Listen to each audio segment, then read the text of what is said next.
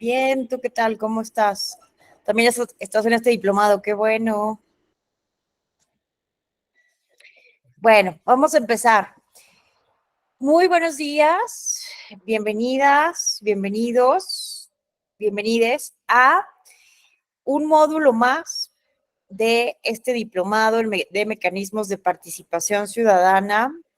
El día de hoy tengo el honor, el enorme placer de compartir con ustedes algunas reflexiones sobre el Parlamento abierto.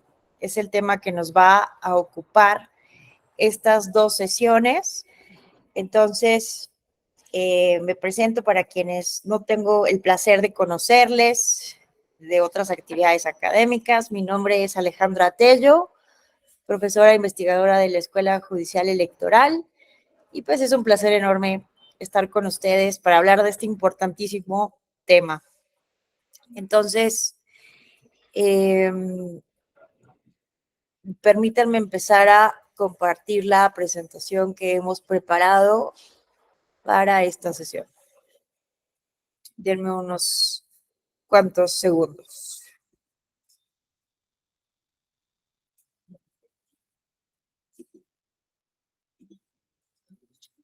Listo.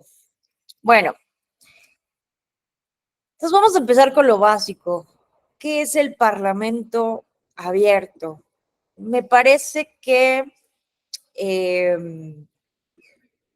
como tal, este concepto de Parlamento abierto evidentemente viene de este concepto génesis, que es el del gobierno abierto, el Estado abierto, justicia abierta, ¿cierto? Entonces, me parece que este concepto, como pocos en las ciencias sociales, da mucha claridad, ¿no? ¿A qué nos referimos con un parlamento abierto? Eso, ¿no? Básicamente, un órgano representativo que sea abierto en contraposición a los cerrados que pueden ser estos órganos que son básicamente dirigidos, encabezados por la clase política, ¿no? Y hay una tendencia natural, lo sabemos, desde la ciencia política, desde la sociología política, hay una tendencia natural a que las relaciones de poder, la teoría de juegos también nos puede orientar en el sentido, ¿no?, de que hay una tendencia en la clase política, en los partidos políticos, en los legisladores, a ser oligárquicos, ¿no?, a ser elitistas, y entonces, pues eso se pretende con el gobierno abierto, abrir realmente estos órganos de representación a la ciudadanía, a las personas que son dueñas del derecho original de soberanía, como lo diría Hobbes, ¿no?, en el Leviatán. Entonces, miren esta definición. Aquí les recomiendo muchísimo leer a Kenvirg Puente y a Isa Luna Pla, que son investigadores de la UNAM. Kenvirg Puente de la Facultad de Ciencias Políticas y Sociales, Isa Luna Pla, no sé si siga todavía, pero estaba en el Instituto de Investigaciones Jurídicas, y son quienes más han desarrollado el tema en México sobre el Parlamento abierto. Y nos dan esta definición. Vean ustedes, es un mecanismo de interacción entre sociedad y representantes. Es esa relación en que la Asamblea Representativa se caracteriza por la apertura de sus procedimientos internos a la participación de la sociedad, la transparencia y justificación de sus decisiones, la disposición al escrutinio y fiscalización de las actividades relacionadas con todas sus responsabilidades, al uso innovador de plataformas digitales para la interacción ciudadana en cada una de sus funciones, así como la adopción de estándares de ética y responsabilidad parlamentarias. Vean que entonces es una definición amplia, porque incluye varios elementos. No solamente es una apertura, mayor transparencia, justificaciones de las decisiones, que esa es una primera parte nada más de lo que significa un gobierno, un parlamento abierto. Tiene cuestiones muy importantes esta idea de gobierno abierto, de parlamento abierto, como es el uso de tecnologías digitales. ¿Por qué? Porque vamos a ver que justamente la teoría del parlamento abierto surge como un esfuerzo que hay en la academia, en las ciencias sociales, en el activismo, de justamente aliviar de alguna manera esta crisis de representación que existe hoy en las democracias contemporáneas. No es algo que simplemente sea una percepción, los índices nos lo recuerdan día a día, que la democracia representativa liberal tiene hoy en día una crisis porque hay desencanto, hay cierta desilusión con los resultados de la democracia y justamente las personas legisladoras son solamente por arriba de los partidos políticos las que se encuentran en los peores niveles de confianza, ¿no? Tenemos este prejuicio también de que las personas legisladoras van a la Cámara de Diputaciones, van al Senado y se van a dormir si llegan a ir, ¿no? Tenemos la idea de que no van, de que cobran la dieta, que no hacen nada, que simplemente van a hacer grilla, que siguen las órdenes del presidente de la República o de los presidentes de sus partidos o de los coordinadores parlamentarios. Entonces hay como mucho descrédito hacia la figura de los legisladores, al menos en México, pero en la mayoría de los países de América Latina también. ¡Ey! Es que se están peleando estos perros. ¡Ey! Váyanse por allá. Lo voy a tener que sacar, ¿eh? Perdón. Hay como esta desconfianza hacia el poder legislativo, porque vemos que a pesar de tantas promesas de las campañas electorales, a pesar de tantas expectativas que se nos fueron creando en México, por ejemplo, con esta idea de la transición, ¿no? Porque se decía, bueno, no funciona bien el poder legislativo porque por más de 70 años tuvimos un sistema de partido hegemónico, además, como diría Jorge Carpizo, ¿no? De un presidencialismo exacerbado. Entonces, teníamos un poder legislativo que estaba completamente subordinado al partido del presidente. Entonces, se generaron muchas expectativas de que con la transición democrática, de que a partir, ¿no?, de tener un Congreso plural en 1997, es la primera vez que en la Cámara de Diputaciones pierde el PRI la mayoría absoluta, ya había perdido la mayoría calificada en 1988, en el año 1997 pierde la mayoría absoluta, lo mismo pasa en el Senado en el año 2000 con la alternancia presidencial, y pensábamos, ¿no?, que simplemente ya, denme un momento porque así los voy a sacar.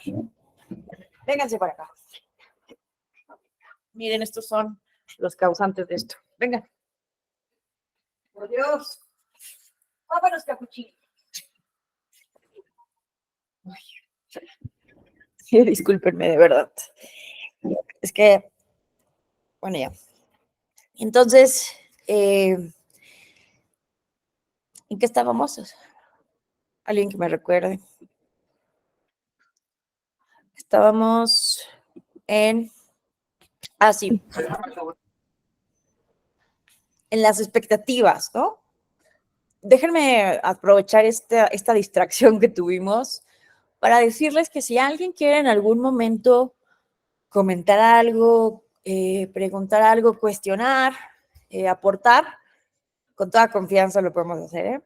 Levantamos la mano y lo ponemos en el chat. También si quieren hacer aportaciones, decir cosas, aportar, o si tienen una idea contraria, una interpretación diferente, adelante, ¿eh? Recordemos que este es un espacio académico y la idea es ir juntos, ¿no?, en este conocimiento. Entonces, con confianza lo podemos hacer. Al final, de todas maneras, también voy a dejar un tiempo para preguntas, respuestas e intercambiar puntos de vista, pero también lo podemos hacer a lo largo de la presentación, porque al final tenemos 2 módulos, ¿no? Entonces nos da tiempo de agotar el tema, porque es verdad que es un tema que todavía está en pañales en nuestro país. Entonces van a ver que nos va a dar tiempo, ¿no? De sobra de hablar de esto al final. Entonces, mencionábamos, ¿no? Pensábamos que con ese gobierno de transición, que simplemente con cambiar a los políticos, a la clase política priista, se iban a solucionar todos nuestros problemas, ¿no? Como si llegaran, yo a veces lo imagino así, no sé ustedes cómo lo vean, pero yo a veces me imagino, ¿no? Que pensábamos que iban a llegar personas de otros partidos y que iban a ser como extraterrestres que vienen de Marte, de Venus, con otra cultura política, realmente buenas, personas buenas, capaces, personas mágicas también, porque no significa que en la política no haya personas buenas. También ese es un prejuicio grande, ¿no? Pero pensábamos que es como una clase de pensamiento mágico. Entonces, como en una clase de pensamiento mágico, pensamos que con Fox en la presidencia, que con otro partido, con el PAN, pensábamos que con un Congreso plural, con un tribunal por primera vez que iba a calificar las elecciones presidenciales, todos los problemas de México se iban a solucionar. Y además, pues no fue tanto culpa de nosotros, ¿no? De ese pensamiento mágico de la ciudadanía. También eso nos vendieron los diferentes partidos de oposición, ¿no? Es muy sencillo, ¿no? Desde la oposición, dedicarnos a cuestionar justamente lo que se construye desde las instituciones, desde la administración pública, desde el poder, pero no es lo mismo estar en el poder y verla y estar, ¿no? En manos de la complejidad de una realidad social tan dinámica, tan caótica, con tantos problemas estructurales, con tanta pobreza, con tanta desigualdad, con una deuda financiera enorme en nuestro país, estando abajo de Estados Unidos, ¿no? Entonces, simplemente todo esto es para dimensionar, ¿no? Entonces, pues esto nos lo vendieron, creímos todas estas expectativas, pasaron los años, básicamente François Proudhon, quien es investigador del Colmex, pues nos cuenta cómo de 1997 a básicamente 2012 hubo un gran poder del PRI, PAN y PRD como las principales fuerzas partidistas en nuestro país, un tripartidismo que además María Amparo Casar comprueba, ¿no? Documenta que nuestro poder legislativo nunca se paralizó como se pensó, ¿no? Que no existiendo una mayoría absoluta por un partido político en el Congreso de la Unión, se iba a paralizar la política mexicana, iba a haber ingobernabilidad, y eso fue mentira. Hay 2 temas que son cruciales y en los que nunca hay acuerdo, que es muy complejo, ¿no? La reforma educativa, la reforma energética, ¿no? De ahí en fuera, no hubo problema para legislar. Y Mario Amparo Casar analiza todas las iniciativas que se aprobaron durante estos años.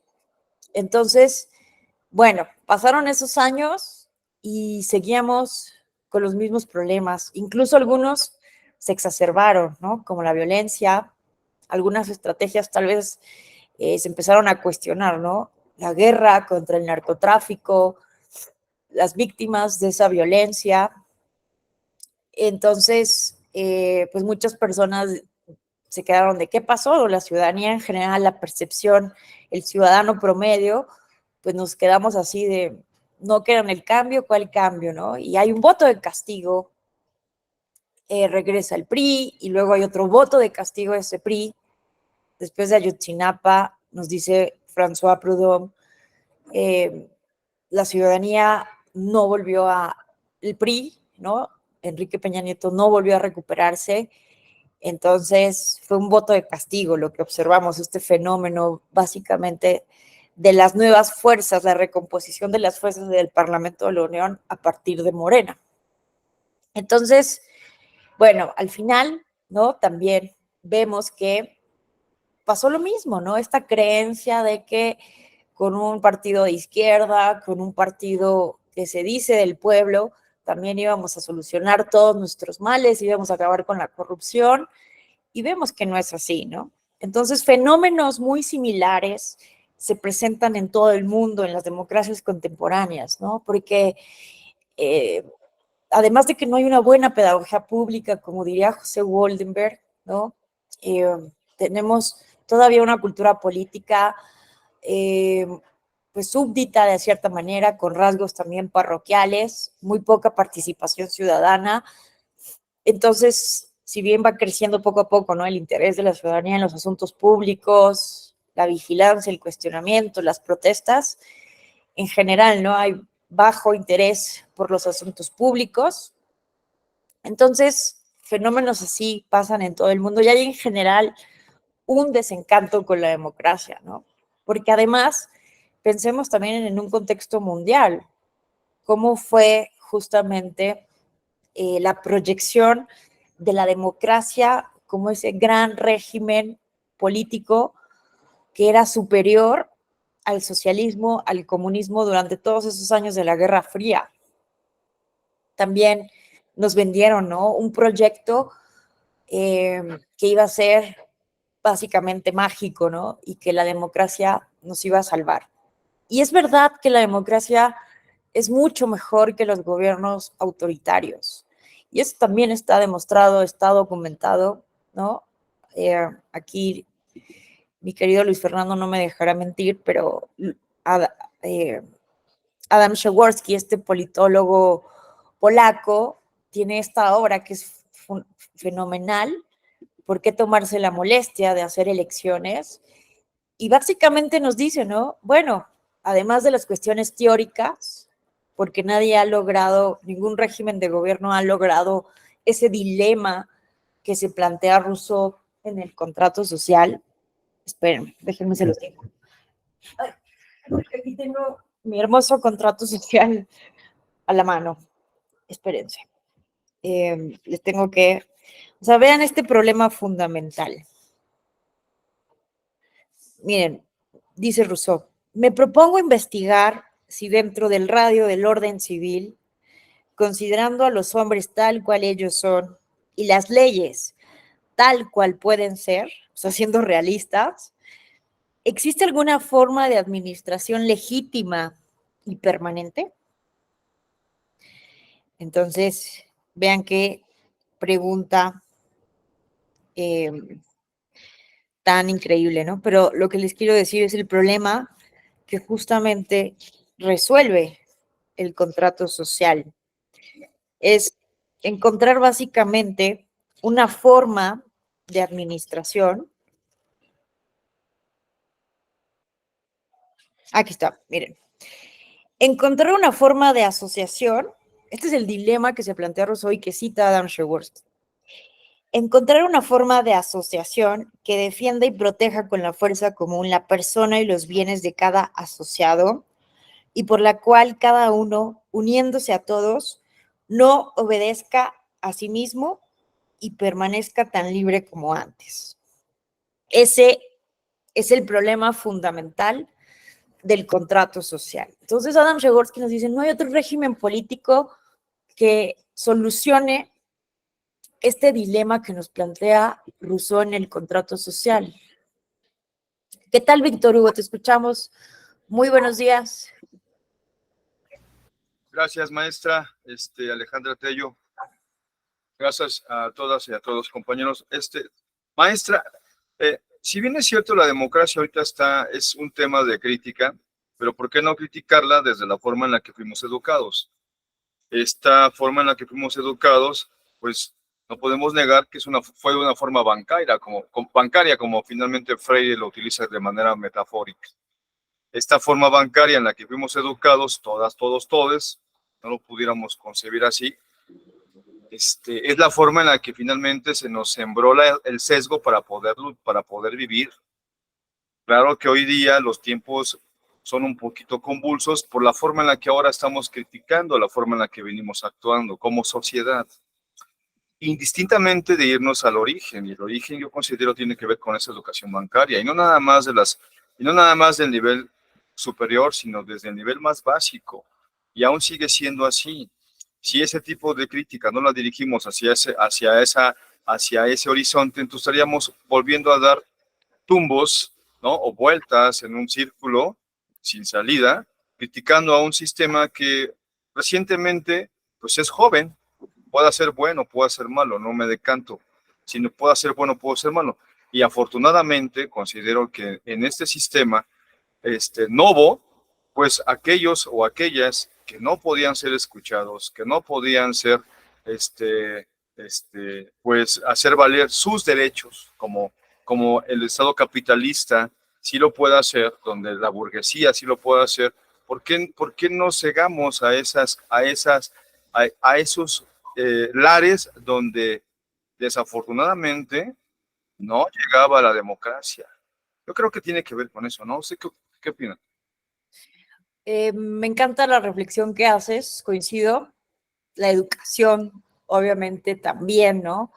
Es una cuestión fundamental y tienes razón, ¿no? Muchas veces nos abocamos a un análisis estructural, pero ¿qué pasa con la superestructura?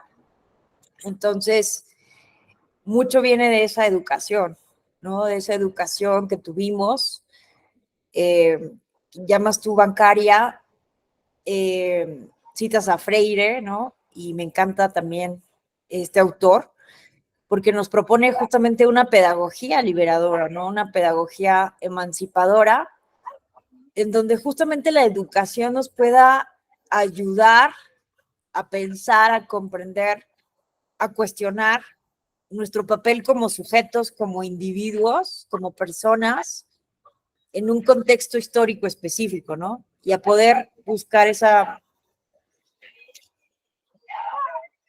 ¿Escuchan? Es que están pasando ambulancias y se ponen a ladrar. Sí, te escucha, profesora. Disculpen, ¿eh? Un momento.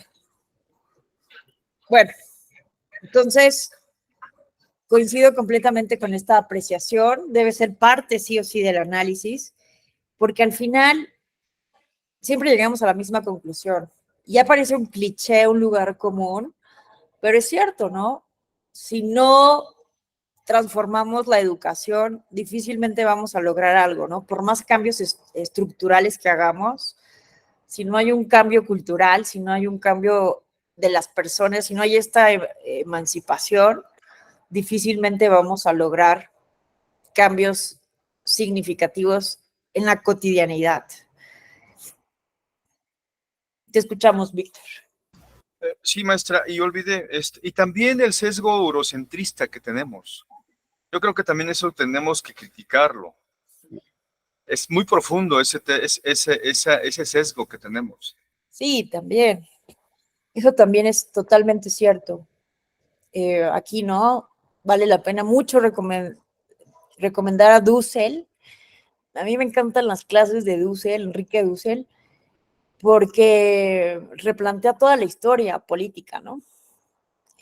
También eso es muy interesante, cómo todo lo vemos desde lo que nos han contado la historia desde Europa, también desde América, con los norteamericanos, los estadounidenses, pero eso también hay que estarlo cuestionando. Y no olvidemos también la perspectiva de género, ¿no? Y una perspectiva intercultural, ¿no? Entonces, pues vean que no es tan sencillo hacer un análisis profundo de estos problemas porque hay muchas variables en juego. Te agradezco mucho, Víctor, que nos hables de esto, ¿no? Iba a buscar aquí un libro de Paulo Freire, creo que sí lo tengo aquí a la mano, si no, un rato lo saco. Sí, ahorita por aquí anda. Para que recomendemos. Bueno, ahorita lo busco, pero aquí anda. Creo que eso, yo siento que eso es el futuro, ¿no? La pedagogía de la liberación. Por allá tenemos que ir, ¿no? Y realmente es un pequeño esfuerzo, pero es lo que intentamos justamente hacer aquí en la Escuela Judicial Electoral. Va a tardar muchas generaciones, pero la verdad es que lo que se busca es esto, ¿no? Educar para la democracia. Y bueno, esto no funcionaría, no iríamos pasito a pasito sin personas como ustedes que están aquí tomando estos diplomados, que nadie los obliga. Ustedes lo hacen aquí por realmente, me imagino, ¿no? Por convicción, por por una auténtica interés en transformar las cosas, en capacitarse más. Entonces, realmente, por ahí vamos, ¿no? Por ahí tenemos que ir. Bueno, entonces, te agradezco, Víctor, estas reflexiones. Quien quiera también aportar algo, ya saben, lo podemos ir haciendo. Luis Fernando, por ejemplo, nos está aquí aportando dónde se encuentra justamente las citas que hice referencia. Entonces vamos a continuar. Bueno, entonces en ese contexto, ¿no? Que podríamos aquí tardarnos horas, días, meses, años, hablando de la crisis de la democracia, cuáles son sus causas, sus consecuencias, sus posibles soluciones. Lo que aquí queremos enfatizar es que en ese contexto se presenta este concepto de parlamento abierto. En este contexto es como una de las muchas otras respuestas, además de la educación, de la liberación de la cual nos habla Freire, son muchas, ¿no? Otras respuestas, propuestas concretas para transformar, miren, pasar de un modelo de representación 1.0 a un modelo 2.0.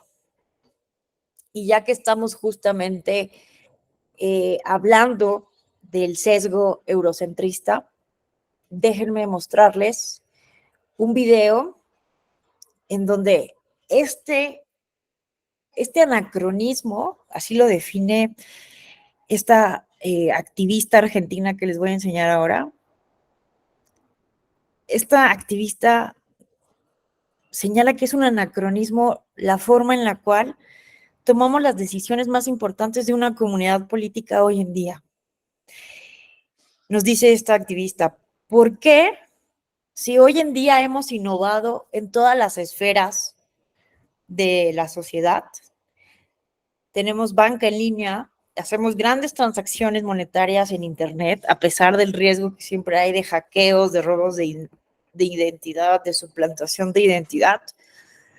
¿Cómo es posible? Bueno, este es un ejemplo, ¿no? Podemos comprar ya un coche en línea y te lo traen a tu casa una grúa de la compañía. O sea, ¿cómo, no? Podemos hacer básicamente todas las compras por Internet, hablar con cualquier persona en cualquier parte del mundo sin ningún problema. ¿Por qué no hemos innovado en materia de representación política? En materia política no hay innovación. Seguimos con el mismo modelo del siglo XIX. Vean, les voy a poner esto. Ténganme paciencia.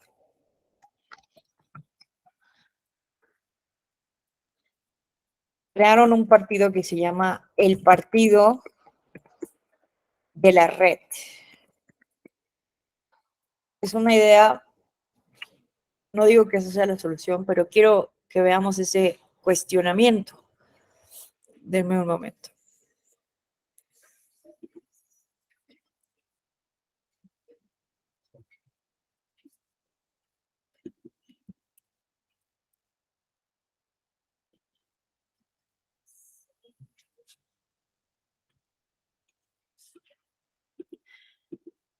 Ay, Diosito, ¿por qué no se pone esto? Ahí está.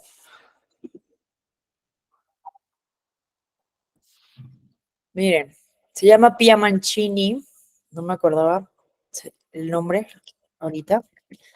pero se llama Pia Mancini, que es esta activista argentina, y tiene un TED Talk sobre esta iniciativa, este activismo, se llama ¿Cómo actualizar la democracia en la era del Internet? Déjenme, se los pongo, solo vamos a ver unos minutos para mostrar el punto que les quiero aquí plantear. Denme un momentito, que con tantas pestañas me confundo, espérenme.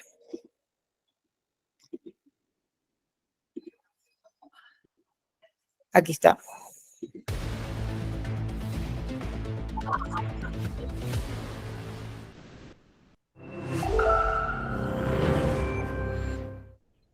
I have the feeling that we can all agree that we're moving. Espérenme, que tiene uno en español. Pia Mancini, TED Talk, español.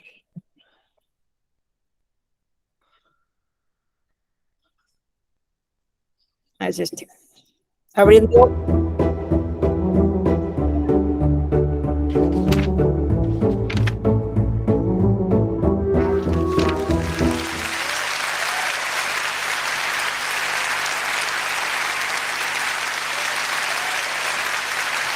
Estancada.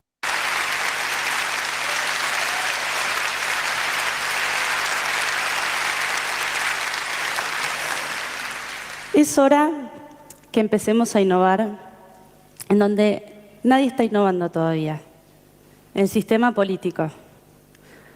Porque nuestra democracia está terriblemente estancada y ya no es capaz de responder a las demandas de una sociedad que se complejiza cada vez más y se transforma de la mano de las nuevas tecnologías. Trabajar en política no es fácil. Yo, de hecho, empecé mi vida en el mundo de la sociedad civil. Pero yo creo que necesitamos distribuir mejor el poder, compartir el conocimiento y encontrar espacios de diálogo que nos permitan llegar a mejores soluciones con más consenso. Y la política es la mejor herramienta que tenemos para hacerlo. Entonces, hace un par de años decidí dar el salto de fe y empecé a trabajar en una campaña electoral en la provincia de Buenos Aires. Y lo que vi no me gustó nada de nada.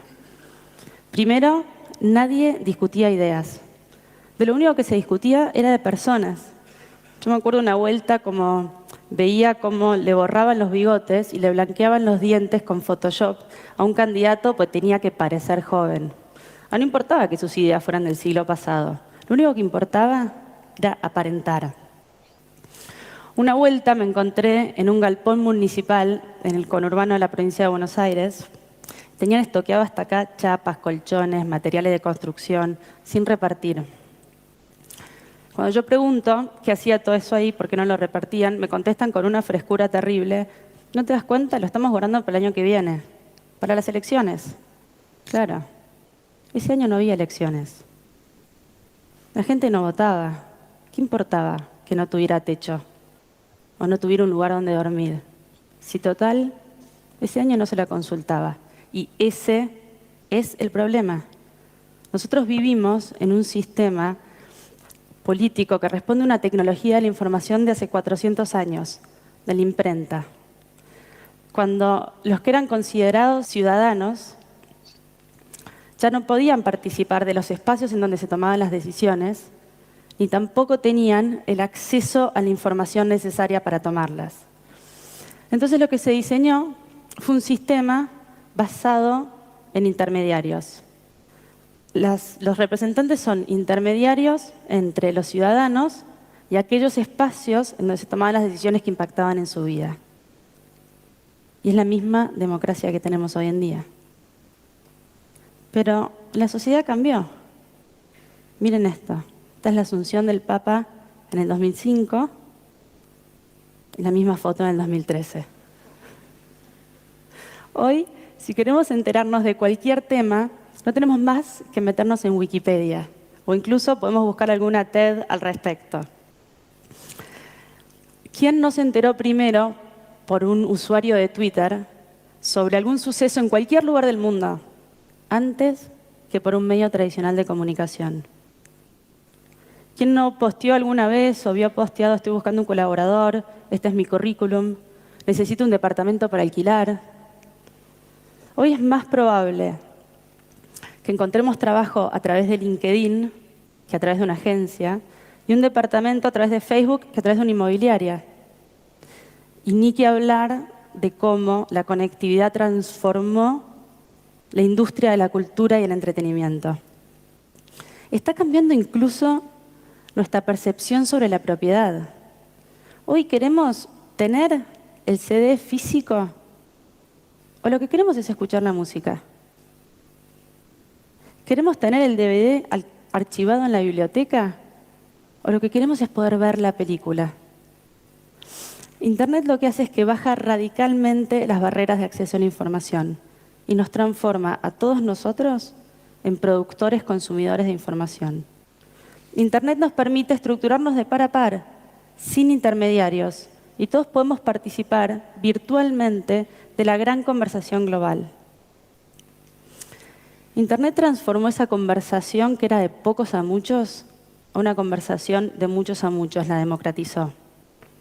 Y esto lo estamos viendo en todos los ámbitos, en la cultura, en la educación, en la organización del trabajo, en lo social, incluso en la economía. ¿Pero y la política? El sistema político insiste en excluirnos de los espacios en donde se toman las decisiones.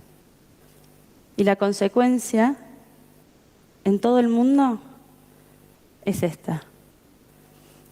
Es un choque entre un sistema que ya no representa y no tiene capacidad de diálogo y un montón de ciudadanos que estamos cada vez más acostumbrados a representarnos a nosotros mismos, sin intermediarios. Miren, Occupy Wall Street, los indignados españoles, los estudiantes chilenos, la primavera árabe, son todos ejemplos de esta crisis global de representación.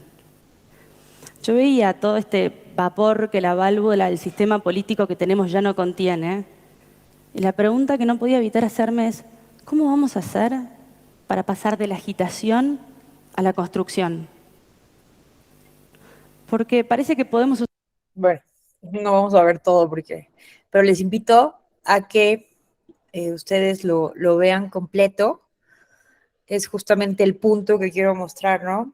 Que justamente es una de las respuestas que se están dando hoy en día. Muchas gracias, estimada Alondra, ¿no?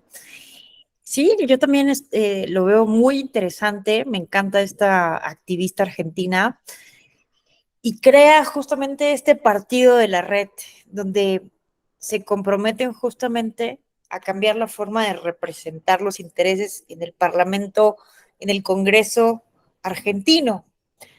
Y creo que hay otro partido de la red en Uruguay y se está como pasando este tipo de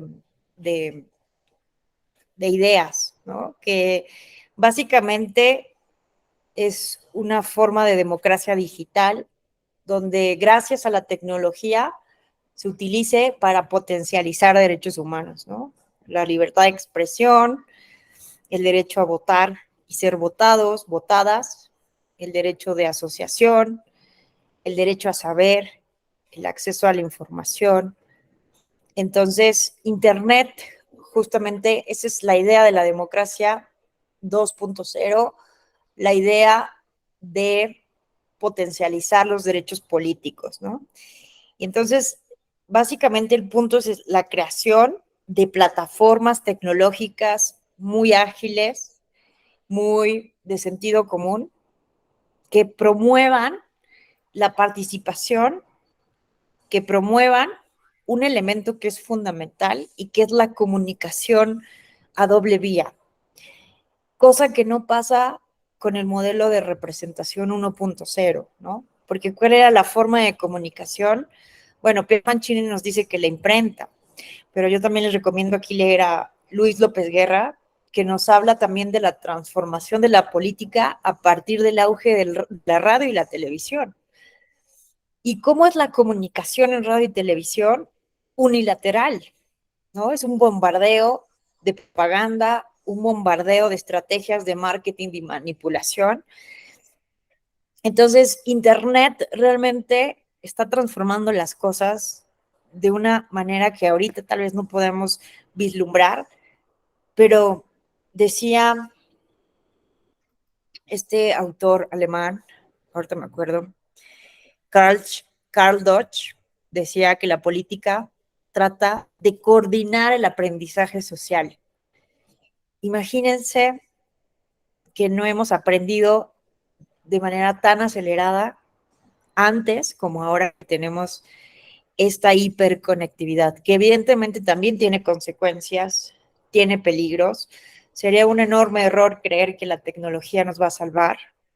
Ya para eso hay muchísimas críticas. La escuela de Frankfurt, la teoría crítica, está ahí justamente siempre para recordarnos que es un mito también creer que la ciencia y la técnica nos van a salvar.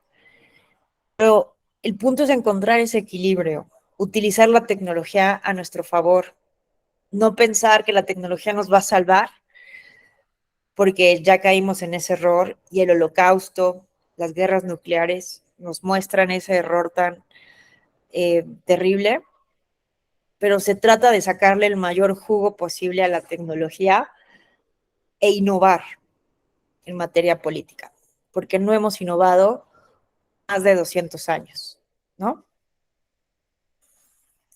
Te escuchamos, Víctor. Maestra Tello, lo que usted toca, este tema que usted está tocando es interesante, pero también no podemos dudar, no podemos negar que el alfabetismo en esta materia o en esta área tecnológica pues es amplia. O sea, si bien es cierto, parece que otra vez en Europa, en aquellos lares, esto puede funcionar o no, porque también no podríamos decir funciona, pero en esa parte de lo que es nuestro continente, pues el alfabetismo tecnológico es lato, es lato. Luego entonces, ¿por qué basarnos sobre la tecnología? Y aquí una vez criticar al capitalismo, aunque nos encontramos sumergidos en un ámbito, en un poder de facto, que es el capitalismo, donde quiera se mete, se ha metido en todo y se sigue metiendo en todo y se va a meter en todo mientras nosotros sigamos permitiéndolo en nuestra vida, desde lo individual a lo macro, de lo micro a lo macro.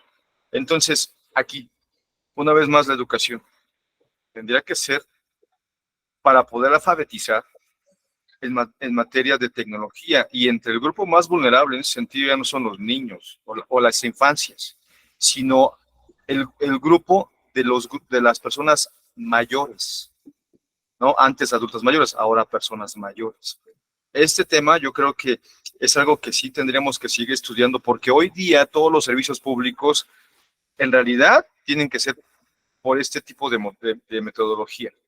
Tienen que saber escanear un QR cuando no saben, tienen que entrar a una plataforma y bajar ahora inscribirse, incluso todo lo que tiene que ver con boletos prediales de agua, tiene que ser ahora digital si quieren, ¿no? Sin papel, dicen, pero no pueden. Ese es el problema. Muchas gracias, Víctor.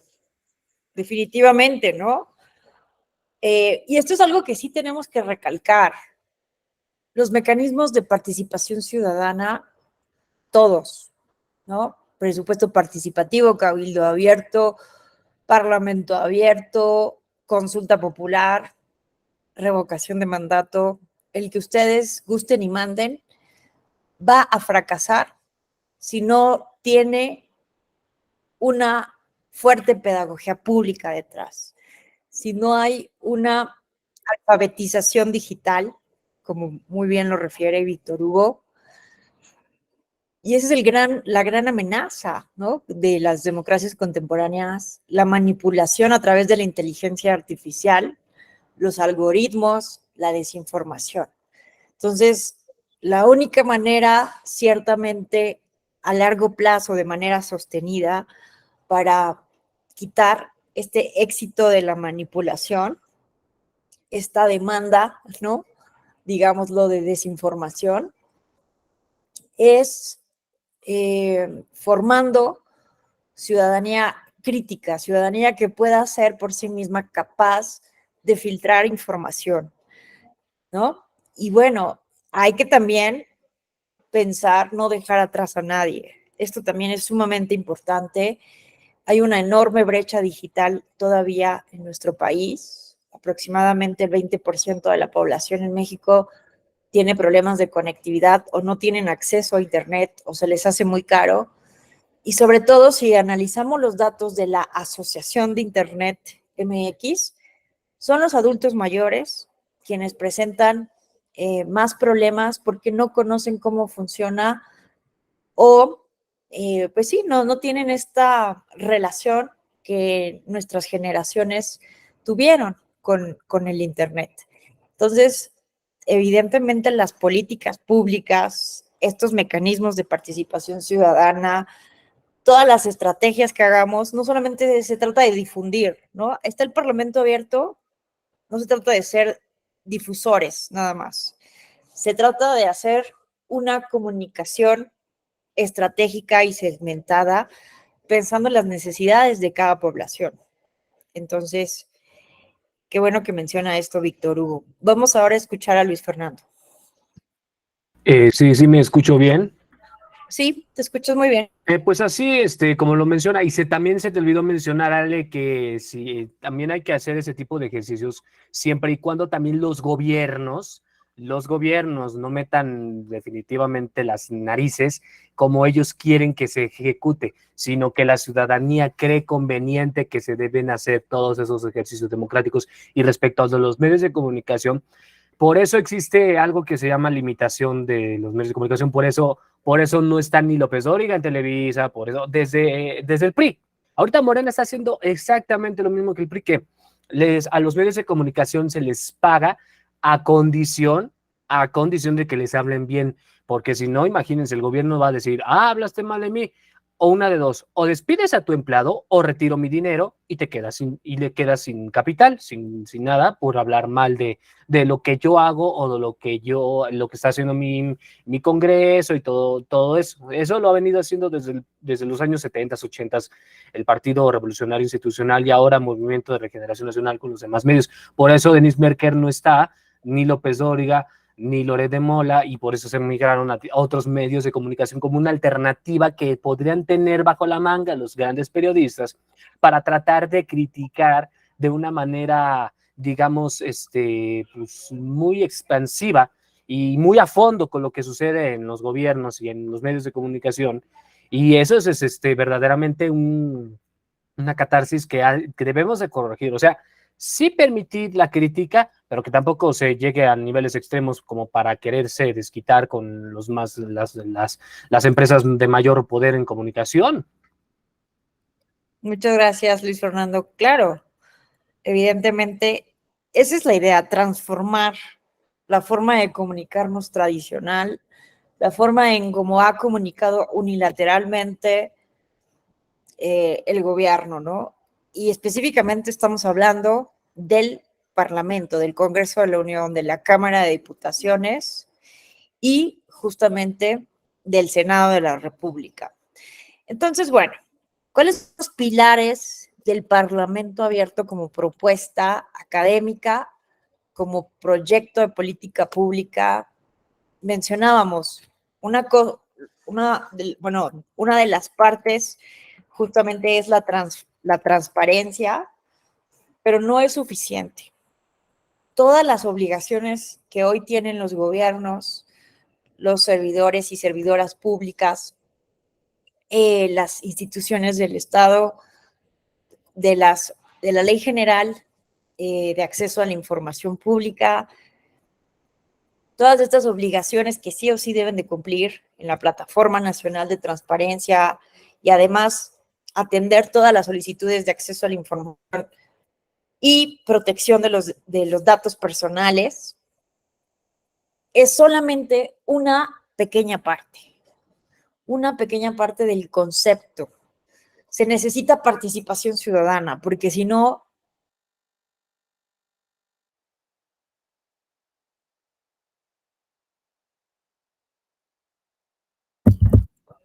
Unos Creo momentos. que Sí, creo que se fue la maestra Tello. En unos momentos regresa. Un momentito, por favor. Gracias.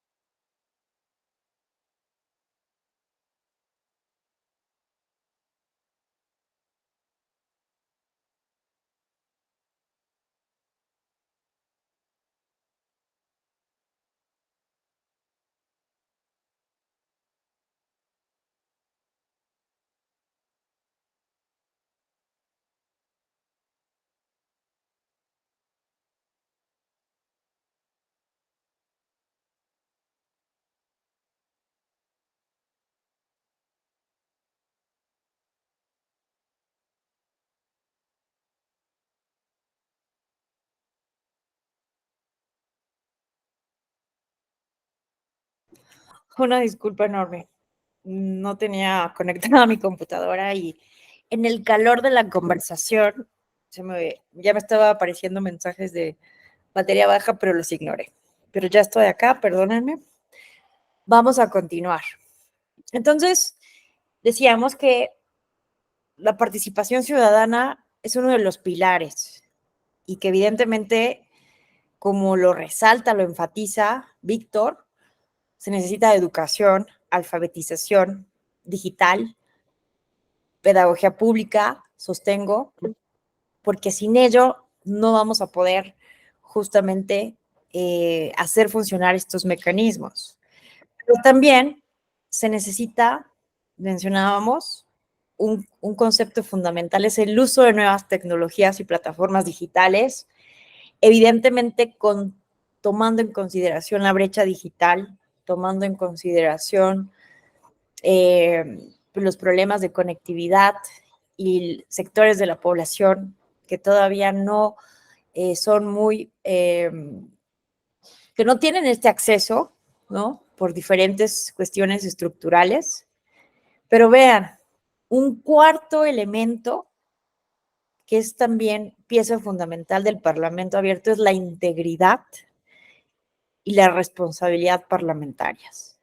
Porque evidentemente si no hay una voluntad de atender esto, de hacer esto un proyecto real, si no hay voluntad de apertura, si no hay una ética de apertura por parte de las personas legisladoras, pues tampoco va a funcionar esto, ¿no?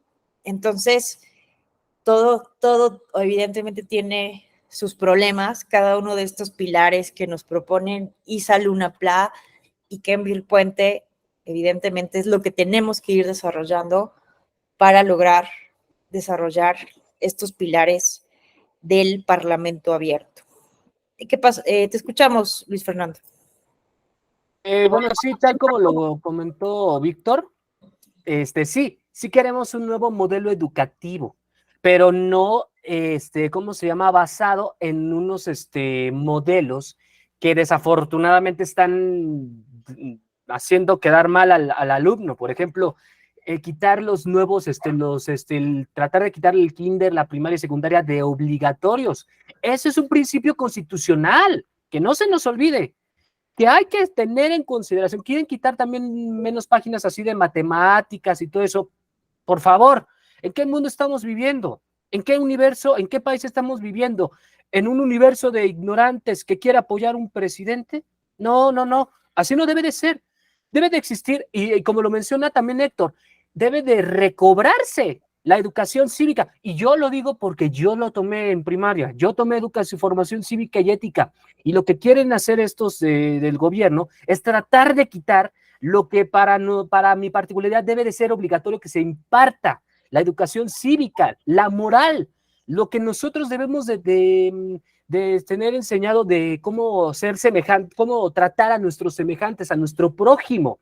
Pero lo que quieren hacer los del gobierno es alterar todo lo que usted, maestra Tello, y Víctor están comentando. Quieren echar por la borda todo eso.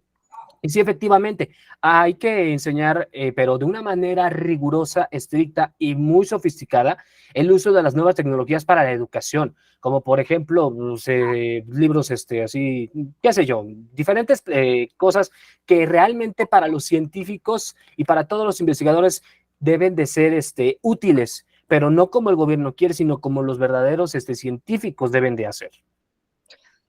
Gracias por tu comentario, Luis Fernando. Resalto aquí también lo que pones en el chat, ¿no? Hoy, por ejemplo, en materia de transparencia, tenemos un problemón, una cuestión muy grave respecto a los comisionados del INAI. No se ha nombrado por parte del Senado y bueno, hay justamente una parálisis, ¿no? Una parálisis que no habíamos tenido anteriormente. Entonces, eso realmente es delicado, ¿no? Yo les decía que eso solo es una cuestión mínima, pero estamos observando problemas en nuestro país para cumplir con esta cuestión mínima. También me parece importante el comentario aquí de Héctor Javier en torno a la educación cívica, ¿no? Que tiene relación con lo que menciona Luis Fernando y siempre está de manera continua esa intención de quitarla. Coincido, de relegarla. Simplemente hagamos un análisis en el Instituto Nacional Electoral, que tiene una atribución constitucional, y los OPLES también, de promover no solo la capacitación electoral, que eso lo hacemos muy bien en México, sino de educar cívicamente, ¿no? De la educación cívica, de la cultura política democrática.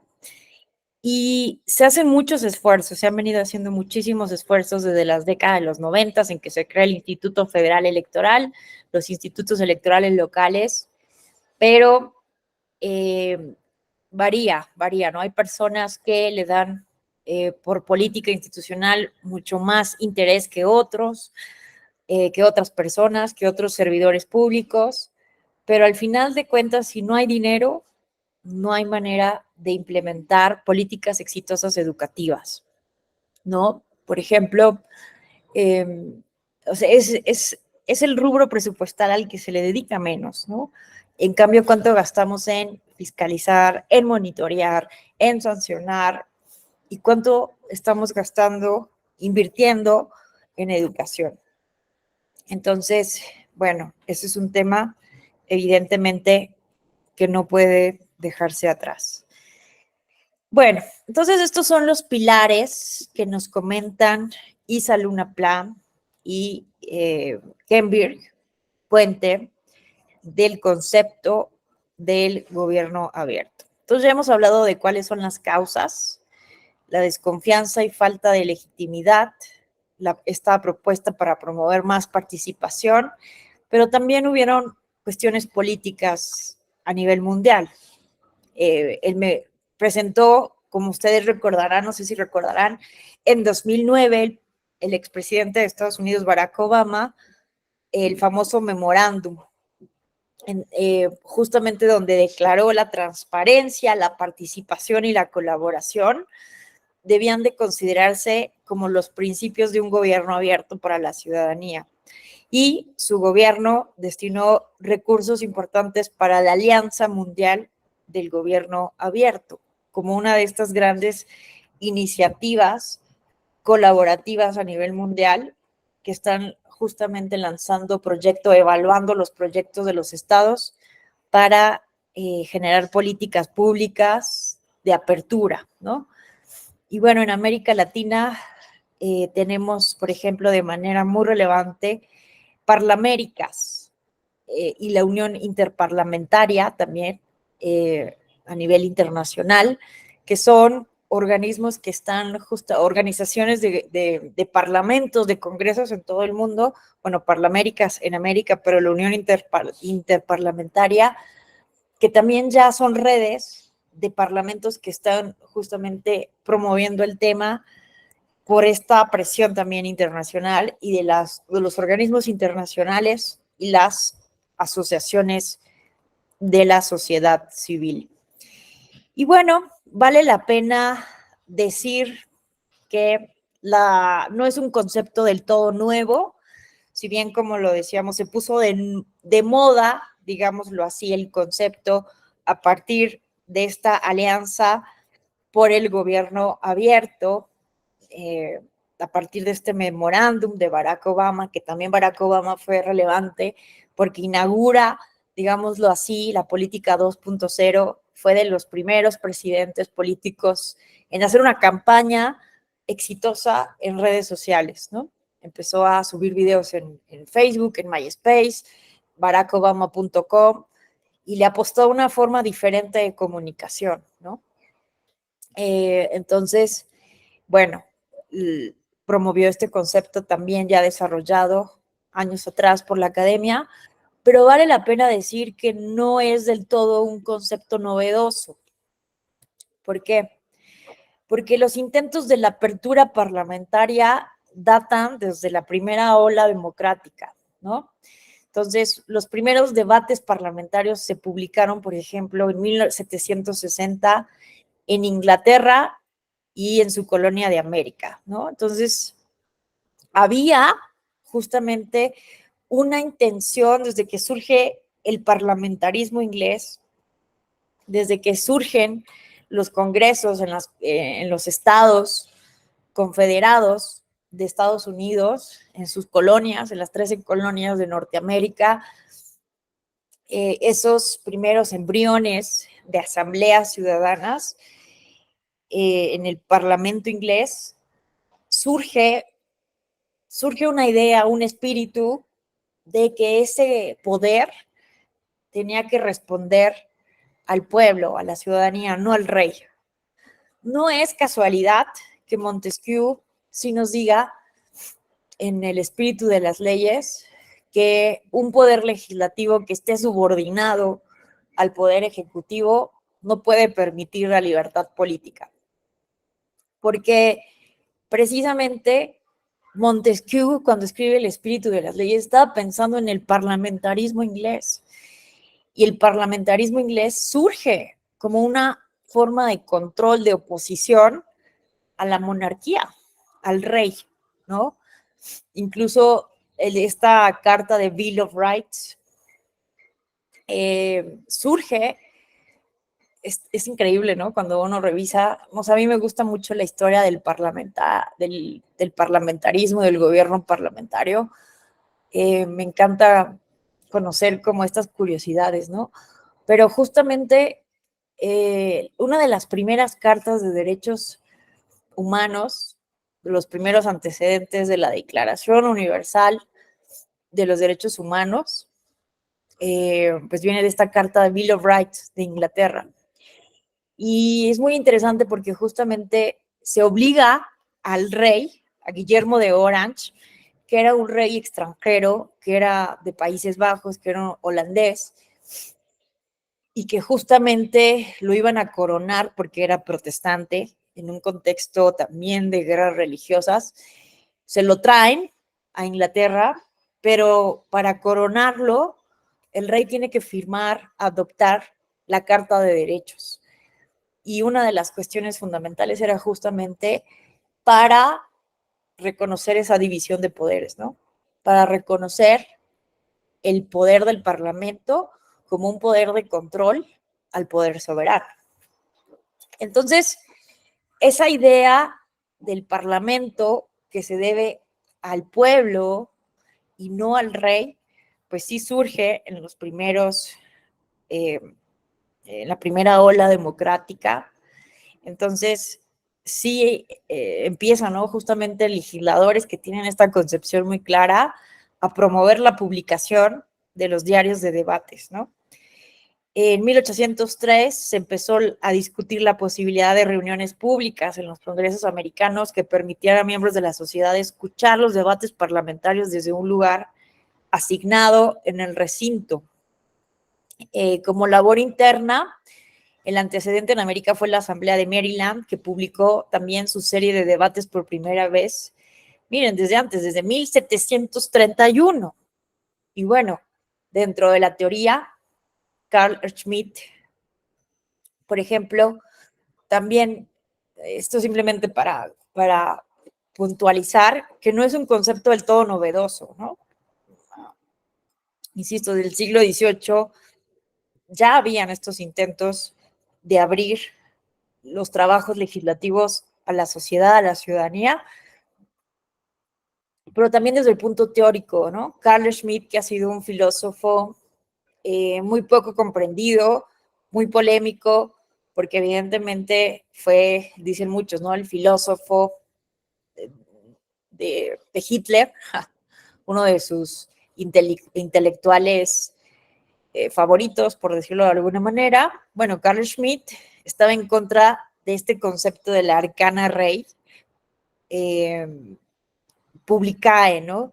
Que tiene que ver con el secreto de Estado. Esto que de alguna manera Maquiavelo también consolidó, esta idea del secreto de Estado, razón de Estado, ¿no? Que hay cuestiones que es mejor no difundir, no socializar. Se creía, ¿no?, que el gobierno va a ser más efectivo, más eficaz, el poder político más contundente, desde las lecciones del pragmatismo político que vienen desde el Príncipe de Maquiavelo, esta idea del arcana rei publicae, de que es mejor ser discretos, tener secretos de Estado, y por seguridad, por estrategia, por efectividad del poder, no es conveniente ser muy transparentes y muy abiertos. Esto se sostenía por muchos teóricos políticos, por muchos políticos, por monarcas absolutistas, pero Carl Schmitt justamente estaba en contra de esto porque sí defendía la cuestión dialéctica que ocurre a partir de la apertura de la comunicación en los parlamentos. Entonces, va a haber una mejor, algo así sostenía Carl Schmitt, va a haber una mejor legislación, un mejor proceso dialéctico al momento de hacer las leyes, si se abre, ¿no? Si hay apertura. Entonces, pues es interesante ver, ¿no?, que autores tan controversiales, tan polémicos como Carl Schmitt defendían esta parte política, ¿no?, en torno al Parlamento. Y bueno, ya sabemos los grandes debates que va a tener con Kelsen. En fin, ¿cuáles son los beneficios entonces, retomando esta idea de Carl Schmitt, pero que evidentemente tardó ya muchos años en institucionalizarse y que evidentemente es hasta el siglo XXI que se pone de moda el concepto de gobierno abierto, parlamento abierto? Los beneficios pues son los siguientes, ¿no? El acceso a datos abiertos y acceso a la información de los congresos y parlamentos permite hacer análisis comparado por parte de instituciones u organizaciones sociales encargadas del monitoreo y la vigilancia del gasto público, evidentemente para la academia, para la investigación periodística, para el avance del conocimiento, el acceso a la información de las actividades y del desempeño de las funciones legislativas del Pleno y las comisiones conduce a mejores decisiones por parte del electorado. Evidentemente, ¿no? Ese también es uno de los grandes problemas de nuestras democracias, que tanto votamos de manera informada, votamos más por emociones, o realmente hay una deliberación, un ejercicio de construcción de la opinión, del voto, de la elección. Entonces, si hay más apertura, más acceso, menos obstáculos, también la ciudadanía se puede hacer una idea más viva de pues la evaluación que en teoría tendríamos que hacer de nuestras personas legisladoras. La divulgación proactiva de la información parlamentaria podría disminuir la carga de solicitudes de acceso a la información que reciben los congresos por vía de las leyes de transparencia. Esto también es relevante porque ante el secretismo, una ética de cerrazón, ¿no?, una ética de no compartir la información, que esto también se tiene que cambiar a nivel cultural, no solamente en los legisladores, sino en todas las personas servidoras públicas, como que pues entramos al servicio público y no muchas veces, más bien muchas veces no hay una una sensibilización. Bueno, en los últimos años hay que tomar cursos, los cursos que hace el INAI. No sé aquí quiénes sean personas servidoras públicas, pero en mi caso como servidora pública, pues he tenido que tomar todos los cursos que ha justamente diseñado, creado el INAI, presencial y virtuales, para justamente sensibilizarnos en la importancia de la transparencia, el acceso a la información. Y uno sí, ¿no? Se da cuenta de la cultura que hay de los colegas, de nosotros mismos. Siempre hay que ser autocríticos también, y darnos cuenta, ¿no? De cómo sí tenemos una idea, ¿no? De que el trabajo que hacemos no hay que compartirlo porque nos pueden criticar, es mejor que no se sepa mucho de las cosas que hacemos, como que hay una cultura a la no transparencia, ¿no? Si me piden información, ay, qué latoso ciudadano, qué lata me da, tengo que hacer todo esto porque no tienen, no sé, varias ideas relacionadas, ¿no? Entonces, sí se necesita una cultura también de ser transparentes, pero de manera proactiva. Esto es relevante porque así, pues también evitamos tantas consultas de información que hay que decirlo, realmente, burocráticamente hablando, sí generan un costo a la administración pública, se activa toda la burocracia de todas las instituciones del Estado con tantas solicitudes de información. En cambio, si diseñamos instituciones abiertas, con servidores, servidoras públicas abiertas, con legisladores que tengan esa disposición, esa voluntad a compartir la información, a decir lo que están haciendo, pues va a haber menos trámites burocráticos, menos déficit, ¿no? También en las instituciones. En un momento dado en que no fuera necesario un INAI que estuviera ahí ordenando a las instituciones a dar esa información, ¿no? Desafortunadamente, ante la falta de cultura de transparencia, apertura que tenemos en nuestro país, pues se vuelve indispensable un instituto como es el INAI y sus homólogos en las entidades federativas que ordenen el cumplimiento de las obligaciones y de todas las solicitudes que se puedan hacer de información pública. Entonces, también vemos, ¿no?, que hay mucha tendencia a querer catalogar información comprometedora o que puede servir a la crítica o a la evaluación fuerte de la ciudadanía, a catalogarlos como reservados por cuestiones de seguridad nacional, ¿no? Entonces, esto también es una cuestión muy delicada que tenemos que transformar. Evidentemente hay información que se justifica, ¿no? Y sí, podemos regresar a Maquiavelo, la razón de Estado. Va a haber cuestiones que por seguridad nacional o datos personales o las causales que hay para reservar la información, es válido, pero a veces, más bien muchas veces, ¿no?, se utilizan estas causales que deben ser una excepción como la regla. Entonces sí se necesita cambiar esta cultura en todos los niveles, de manera transversal. Entonces, también habría un mejoramiento de la confianza ciudadana hacia sus congresos a recibir información certera y oportuna. Entonces, alguien que va a ser más confiable, alguien que está con una disposición a compartir la información, ¿no? Que alguien que constantemente está clasificando como información reservada, como información de seguridad nacional, o que te digan que no hay esa información, aunque pudiera ser el caso de que no hay nada que esconder o no hay ninguna cuestión irregular. Este tipo de cultura genera desconfianza, ¿no? ¿Por qué no quieren compartir la información? Pues, ¿qué están ocultando? Entonces, además, somos un país particularmente desconfiado, ¿no? No confiamos ni en nuestros propios vecinos, y esto no lo digo yo, hay índices,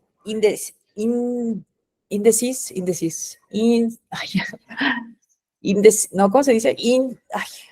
Se me fue la palabra. índices, gracias, índices de desconfianza, ¿no? Y México es de los países más desconfiados a nivel mundial. Hay datos que lo corroboran. Entonces, si no confiamos ni en nuestros propios vecinos, pues mucho menos vamos a confiar en los legisladores que no tienen ni la menor intención de venir a comunicarnos cuál es el trabajo que realizan. Y además, si les preguntamos cosas, pues nos ocultan, nos reservan la información, no la tienen, no la quieren compartir. Entonces, se genera un círculo vicioso de sospechosismo, ¿no? De desconfianza, en fin. Entonces, estos son los beneficios que a nivel justamente académico, desde el punto de vista normativo, desde el punto de vista del deber ser, podemos plantear. Pero ¿será esto una utopía? ¿Realmente esto será posible? Hay que decirlo que todavía falta mucho para poder acercarnos a un parlamento realmente abierto en México. Hay muchos obstáculos todavía. Una cosa es el ideal, otra cosa la realidad. Y bueno, por ejemplo, Isa Luna Pla hizo un estudio bien interesante de las percepciones de los legisladores, y como les mencionaba, no tienen incentivos para ser abiertos, ¿no? Aquí, por ejemplo, pongo la percepción, la opinión de una persona legisladora, y vean, esto es cierto, ¿no? Dice, yo pongo una foto con mi padre tomándome un tequila y tengo 1,500 likes. Y pongo una foto en donde estoy votando la ley de transparencias y anticorrupción y tengo 150 y como 200 comentarios, bola de rateros, corruptos. Entonces, vean, la verdad este sí es un fenómeno sumamente interesante desde el punto de vista sociológico, porque evidentemente tenemos un prejuicio bien grande en contra de la política. Echamos todo a la bolsa de la política, la corrupción, el nepotismo, todo lo vemos de manera negativa, pero la política realmente es la única oportunidad que tenemos los seres humanos para coordinar la vida en una sociedad, ¿no? Entonces, en fin, tenemos una percepción bien negativa de la política. Entonces, si un político pone su trabajo político, su trabajo real, legislativo, la gente no le cree y no les conviene a ellos, pensando en la reelección, tener ese tipo de comentarios negativos. Y no es casualidad entonces que los políticos, las políticas, prefieran entonces hacer videos chuscos en TikTok, hacer campañas para caer bien, hacer campañas sin contenido profundo, porque evidentemente las personas no confían en ellos y no les tienen esta idea, ¿no? De que no van a generar adeptos. Evidentemente hay un trabajo ahí de comunicación que se debe de hacer, porque sí hay maneras de comunicar bien y divertidamente a la vez. Hay formas, ¿no?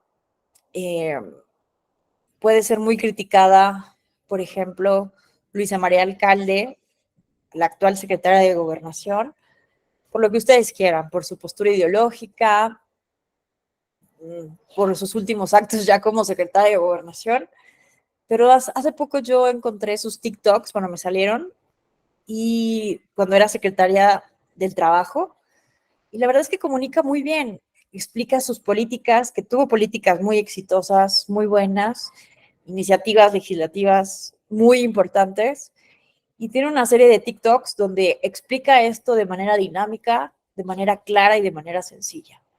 Y tiene muy buenos comentarios, ¿no? Entonces, sí, tenemos el político, también Marcelo Ebrard, que se la pasa ahora haciendo videos chuscos, que puede caer súper bien, pero las propuestas, ¿cuáles son? ¿Cuáles son las propuestas de Marcelo Ebrard? Bueno, todavía no está oficialmente en campaña, no podrían ahorita hacer propuestas como tal, ¿no? Evidentemente profundas para llamar al voto, porque se estaría violando la normativa electoral.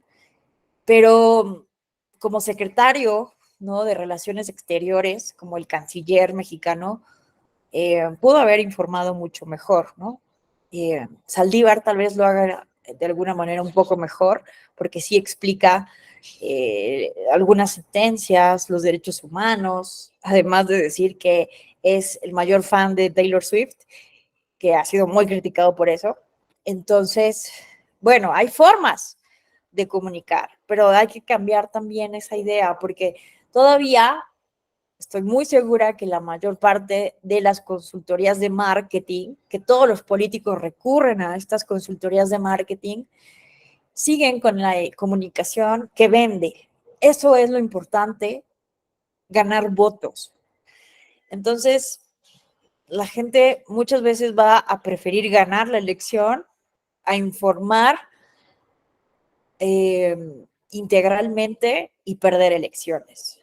Entonces, pues es un reto bien complejo, encontrar ese punto de equilibrio y encontrar personas políticas, servidoras públicas que están dispuestas a arriesgarse, ¿no? Arriesgarse a no tener tanta simpatía en la población, pero comunicar de manera integral. Entonces, bueno.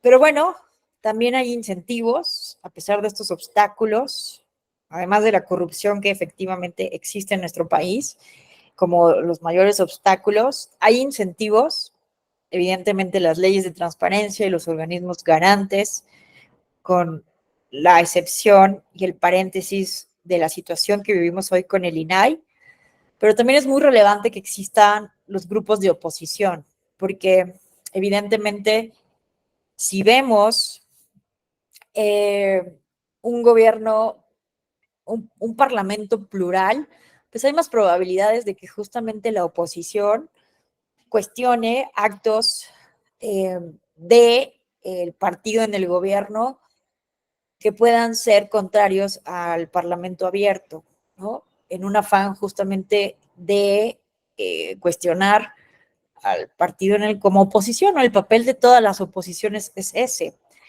Y no solamente la oposición que hay a nivel de los grupos parlamentarios, sino también la oposición que hay a nivel de los propios partidos políticos, ¿no? Giovanni Sartori nos habla de las subunidades que están después del partido político hacia el interior, que son las fracciones, no solamente las fracciones parlamentarias, sino las fracciones que hay dentro de los partidos políticos, y cómo estas fracciones son de lo más diversas que hay. Entonces, incluso en un partido de izquierda podemos encontrar una fracción más de derecha que de izquierda, más conservadora que progresista. Podemos encontrar en un mismo partido político fracciones mucho más pragmáticas y fracciones más ideológicas. Entonces, en las mismas fracciones partidarias encontramos grupos que chocan, que son opositores unos con otros, y también señalar las malas prácticas de sus compañeros de partido es una práctica común. Entonces, eso también incentiva, así como la filtración de información, ¿no? Esto evidentemente pasa en todos lados, se filtra información y bueno, esto ya es un riesgo latente que tienen todas las personas, que se sepa al final del día estos casos de corrupción, pero la mayor fuerza definitivamente sí es la presión social. Y bueno, podemos pensar que esto es muy ingenuo, muy utópico, pero vemos que no se vuelve tan utópico ya, gracias justamente a la tecnología, a las redes sociales, a las organizaciones de la sociedad civil. Un ejemplo muy reciente, no sé si ustedes estuvieron al tanto, pero los líderes parlamentarios de la Cámara de Diputaciones, con excepción de Movimiento Ciudadano, habían presentado una iniciativa constitucional para limitar las atribuciones del Tribunal Electoral del Poder Judicial de la Federación, para que el tribunal no pudiera meterse en los asuntos internos de los partidos políticos y que tampoco pudiera decidir cuestiones relacionadas con las acciones afirmativas. Esto tiene una larga historia y tiene que ver, pues, con esa larga historia en donde, evidentemente, en un inicio, cuando se publica en 1996, la Ley General del Sistema de Medios de Impugnación en materia electoral, que hoy es todavía hoy en día nuestra ley procesal, el JDC, el Juicio para la Protección de los Derechos Político-Electorales de la Ciudadanía, que es por antonomasia el juicio, bueno, el único medio constitucional por el que se tutelan los derechos político-electorales, porque como ustedes recordarán, el juicio de amparo es improcedente para tutelar derechos político-electorales. Entonces, desde 1996, no fue un olvido o un vacío de los legisladores. Los legisladores no querían que el tribunal, con el JDC, tutelara los derechos de los militantes de los partidos políticos. Y fue a partir de interpretación jurisprudencial, en una interpretación progresista. En ese entonces el garantismo era la moda jus filosófica.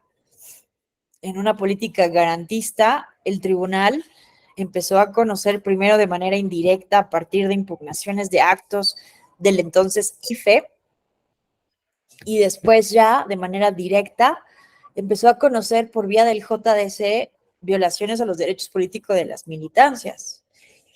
Y ha sido realmente bien importante estos litigios estratégicos, estas impugnaciones de las mujeres en los partidos políticos, de los grupos discriminados en los partidos políticos, de los grupos opositores, para generar condiciones de democracia mínima.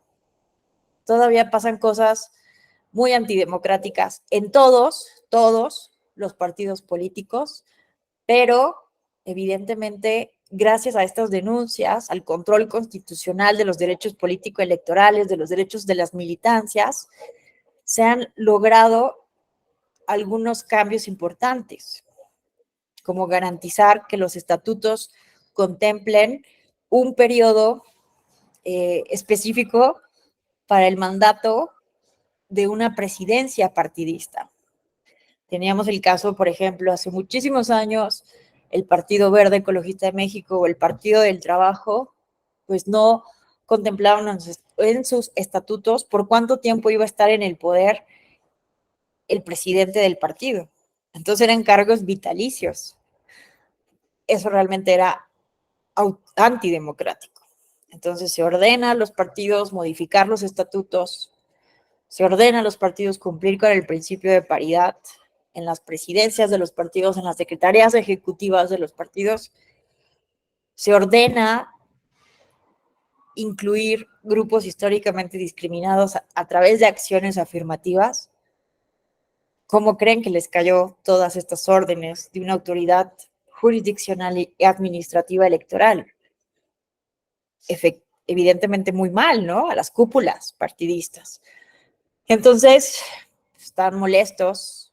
La última gota que derrama el vaso, según entiendo y por lo que se ha dicho, me han comentado, es que el último fue la decisión de que el INE tuviera una presidenta mujer por una impugnación y para cumplir con el principio de paridad total que está en la Constitución. Y es que no es un invento de las magistraturas electorales, está en la Constitución. Lo aprobaron como una reforma constitucional desde 2014 y todavía se fortaleció esa reforma en 2019, la reforma de la paridad total. Entonces, ¿la cumplen o es poesía constitucional, como diría el magistrado Felipe Lamata? Bueno, entonces presentaron esta iniciativa constitucional para limitar al Tribunal Electoral. No porque el Tribunal Electoral tuviera problemas interpretativos, sino porque les está afectando, evidentemente, pues sus intereses, ¿no? Y la forma en cómo muchas veces operan con acuerdos en lo oscuro las élites partidarias.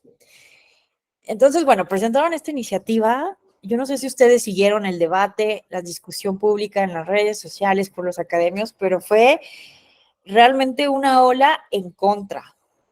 Así como se lanzó mucha gente a defender al INE y se salieron a las calles, similar, ¿eh? O sea, realmente yo sí lo estuve observando porque evidentemente me molestó muchísimo esta iniciativa, me parecía una regresión de 25, 26 años de jurisprudencia electoral. Pues yo seguí todo el debate, vi cómo poco a poco el rechazo se fue presentando, videos, mensajes, se echaron para atrás.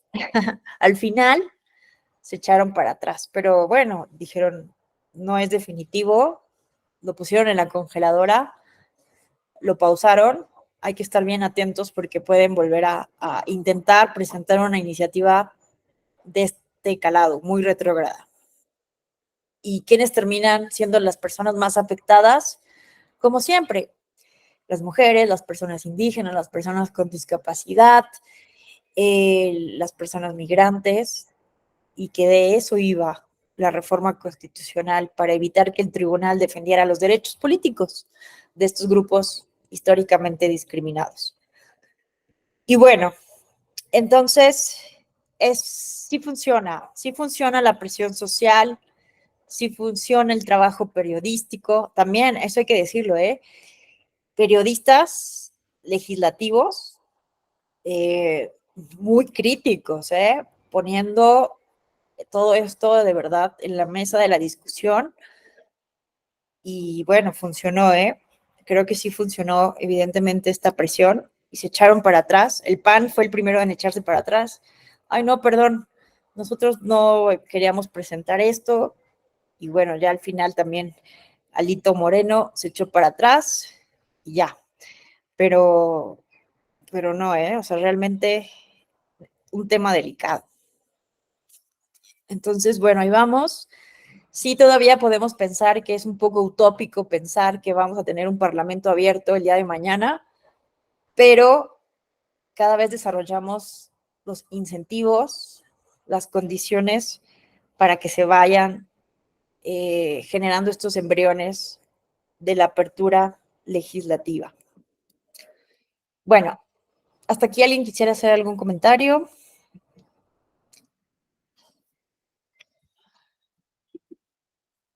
Te escuchamos, Víctor. Gracias, maestra Tello. Interesante disertación, felicidades. El tema de la democracia participativa, sin duda, ocupa gran relevancia en este momento, el momento histórico en el que nos encontramos, dicho de esta manera. Si bien es cierto, yo creo que si es utópica, yo creo que ese horizonte utópico no lo podemos perder de vista porque si nos esforzamos por alcanzar ese horizonte utópico, día tras día estaríamos más cerca de él. Pero si únicamente lo vislumbramos como algo, como un ideal, pues no estaríamos avanzando en nada, desde lo individual a lo macro. De esta manera creo que también se empodera nuestra forma crítica de poder ver la realidad, la realidad, ¿no? Lo fáctico. Si esto es así, entonces el cuestionarnos la forma en la que está ocurriendo ese tipo de ejercicios de Parlamento abierto, algo que sin duda el Tribunal Electoral del Poder Judicial de la Federación sí está haciendo, ya de algunos años atrás, considero que tendríamos que replantear la forma en la que se hace, replantearla desde una postura totalmente ciudadana, no desde el ejercicio no desde la horizontalidad, de la verticalidad, sino desde lo horizontal, aquellas y aquellos que al no formar parte de la misma verticalidad, por no ser servidores públicos, aunque en algún momento lo hayamos sido, tendríamos entonces que volvernos en críticos, pero críticos constructivos, ejerciendo finalmente nuestros derechos. Digo, yo puedo decir que tengo derechos, pero no olvidemos que los derechos tienen un valor programático. Tengo derechos, pero si no los ejerzo, finalmente están a salvo. Para poderme volver crítico, tengo que darme cuenta de que mi ejercicio pudo no ser garantizado y entonces poder ser críticos formales y no meramente no meramente teóricos. Si bien es cierto el ejercicio de la transparencia, algunos y aquellos que los hemos ejercido, pareciera que no es fácil, tanto más en la plataforma, ¿no? Después de que se convirtió, creo que a la 2.0, ¿no? Algo así. Pudiera ser que no sea tan fácil y en algún momento pudieron decirnos, pues no, porque sus datos están protegidos, ¿no? Y hacer uso de los mecanismos. Es aquí donde se convierte en un poco complejo ese tipo de actividad, porque entre más nos metemos al asunto del ejercicio de la transparencia, cada vez más se va haciendo complejo, ¿no? Activar mecanismos, etcétera, etcétera, pareciera que es fácil, pero no. Una vez más se actualiza la educación, el analfabetismo digital, porque todo es de manera digital. Parece, ya ve, o sea, pareciera que es un tema, son temas neutrales, pero en el fondo, aquellos que no puedan tener esas habilidades no lo van a poder hacer. Por tanto, el ejercicio de la transparencia no la van a poder ejercer. O sea, eso programático de ese derecho no lo van a poder poner en función en un ideal. Entonces, por eso es de que digo, plantearnos esta forma de la transparencia tendría que ir desde la praxis, no desde meramente un ideal. No sé, ese será mi comentario final. Muchas gracias, maestra, a mis compañeras y compañeros. Al contrario, Víctor, muchas gracias a ti. Qué buena reflexión sobre la utopía, ¿no? Me recordaste esta famosa frase de Eduardo Galeano, la acabo de buscar para citarla. La utopía está en el horizonte. Me acerco 2 pasos, ella se aleja 2 pasos. Camino 10 pasos y el horizonte se desplaza 10 pasos más allá. Por mucho que camine, nunca la alcanzaré. Entonces, ¿para qué sirve la utopía? Para eso sirve, para caminar, ¿no? Entonces, eso, coincido contigo en lo que señalas. Y sí, evidentemente, ¿no?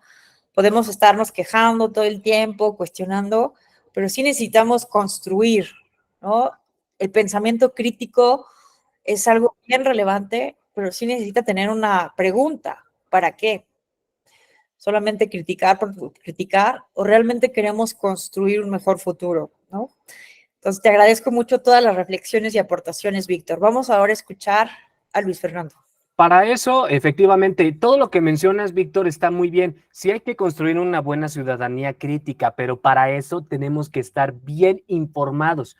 Pero hasta el momento la información o conviene a los de la izquierda, conviene a los de la derecha, conviene a los del centro, cuando en realidad la información debe de convenir a todos, no solamente a unos cuantos, sino de ejercer un tipo de información neutral que no comprometa ni a los de izquierda, ni a los del centro, ni a los de derecha, ni a los 2 extremos. Esa es a mi perspectiva, construir mecanismos para que se informen de una manera precisa, concisa y muy sofisticada. Ahorita por las nuevas tecnologías, con las noticias que se están publicando en las Google Noticias, en Milenio Digital, en Universal Digital, todo eso, con artículos de opinión también se debe de que a partir de esos reflexionar, sopesar en lo que estás leyendo de un tema relevante, por este caso de la transparencia. Como mencioné, la situación de la transparencia está ahorita muy canija. Y si queremos hablar de transparencia, si queremos emplear el ejercicio de la transparencia, de la participación activa de los ciudadanos, hay que estar bien informados, lejos de los periodistas así muy acá, que están con las cámaras bien puestas enfrente en las televisoras, sino también podernos regresar a los medios, en los medios tradicionales, la radio, los diarios, un poco la televisión, que haya información veraz, que haya información que entiendan el ciudadano, el científico, el albañil, el ejecutivo, el profesionista, el profesor, el chofer, que sea una información, debe de ser una información muy clara, con varios preceptos. El rigor que cada periodista debe de tener, todo lo que viene siendo el entendimiento que debe de tener el que comunica con el que está oyendo. O sea, la comunicación entre todas las circunstancias debe de ser muy clara para ahora sí poder opinar tu postura de lo que realmente crees conveniente, que debe de funcionar o que debe de valer la pena para con este país que nosotros habitamos. Eso es a mi perspectiva particular, que antes de criticar hay que sabernos informar, pero hay que sabernos informar con los que realmente valen la pena, que sean neutrales, ni de izquierda, ni de derecha, ni de los extremos. Gracias, Luis Fernando. Importantísimo, ¿no? Informarnos. Coincido. Pedro, te escuchamos.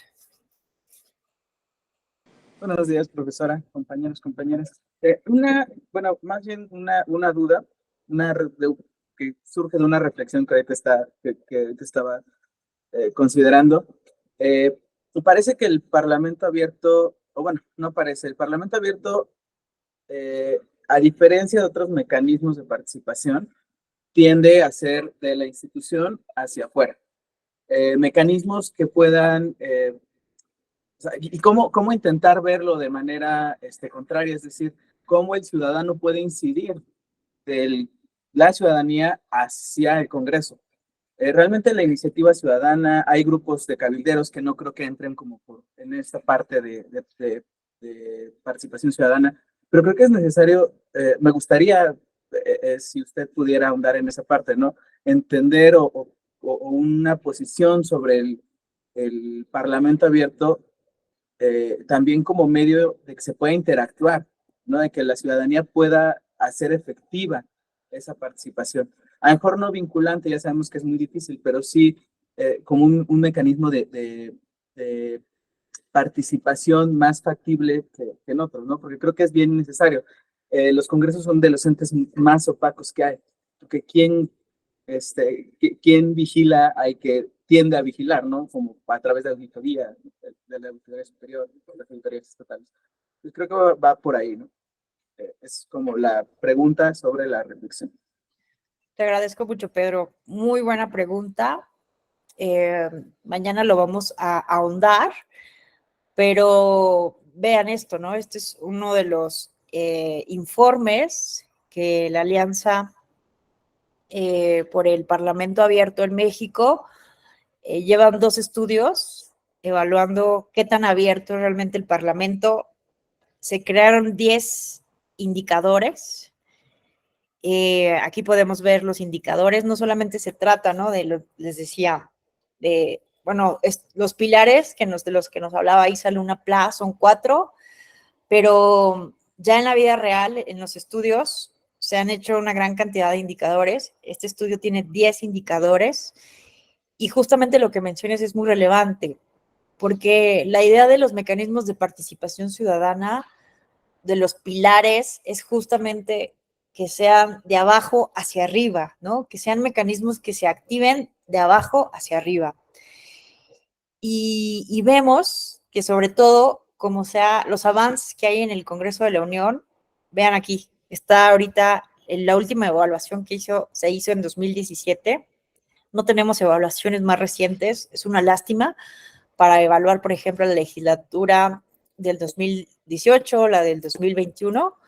Esperemos que pronto alguien haga una evaluación siguiendo esta construcción de indicadores que se hizo de varias legislaturas atrás por personas especialistas, pero vemos que sobre todo donde hay avances es en el derecho a la información, las legislaciones que se hacen a favor del gobierno abierto, ¿no? Pero vean todo el déficit que hay, ¿no? Sobre todo en datos abiertos y software libre, muy mal, ¿no? Es el peor avance en promedio en el Congreso Nacional, pero también en los congresos estatales de todo el país. Mañana lo vamos a ver, cada uno de los indicadores, en el Congreso de la Unión, en la Cámara de Diputaciones, en el Senado, y vean, en el rubro de la participación ciudadana y la rendición de cuentas, es el promedio nacional, 51%. Sobre todo porque, como tú mismo lo señalas, no es vinculante. No tenemos legislado el Parlamento abierto como un mecanismo formal que se deba de cumplir ciertas reglas, que deba ser periódico, ¿no? Como otros mecanismos. Entonces, eso genera, pues de cierta manera, que sea básicamente por voluntad ¿no? De los legisladores, como bien lo mencionas, de arriba hacia abajo. Entonces, falta mucho. Mañana vamos a ver justamente, bueno, se han hecho estos ejercicios que se llaman de parlamento abierto en congresos locales, en el Congreso de la Unión, ante un proyecto de legislación, se convoca a foros y eso de cierta manera genera ciertos avances en materia de participación ciudadana y rendición de cuentas, pero falta mucho, porque ¿cuál es la calidad de esos foros? ¿A quiénes invitan? ¿Realmente los escuchan? ¿Realmente toman en cuenta las opiniones de la ciudadanía en estos parlamentos abiertos? ¿O solamente es para legitimar decisiones previamente tomadas? Y bueno, nuestra experiencia más cercana es con la reforma electoral, el famoso Plan B. Se hicieron foros por la oposición, por Morena y partidos aliados. Se invitaron a ciertos expertos, no a todos, algunos, los que quisieron ellos invitar, y muchos fueron muy críticos con la propuesta del Plan A, del Plan B, y no fueron escuchados. Y solamente se tomó en cuenta a las personas expertas. ¿Y qué pasa con la ciudadanía? ¿Qué pasa con la sociedad civil? ¿Qué pasa con los grupos históricamente marginados? Entonces, mañana lo seguimos comentando, pero por ahí va el análisis. Mañana les enseño todos estos indicadores. Si ustedes quieren irlo checando, aquí está la página parlamentoabierto.mx. Mañana lo vemos puntualmente y también comentamos buenas prácticas internacionales. Espero que tengan un excelente día. Bueno, ¿alguien más? Todavía tenemos unos minutos antes de irnos. No sé si con eso más o menos voy aliviando tu inquietud, Pedro. Mañana lo vemos más a fondo.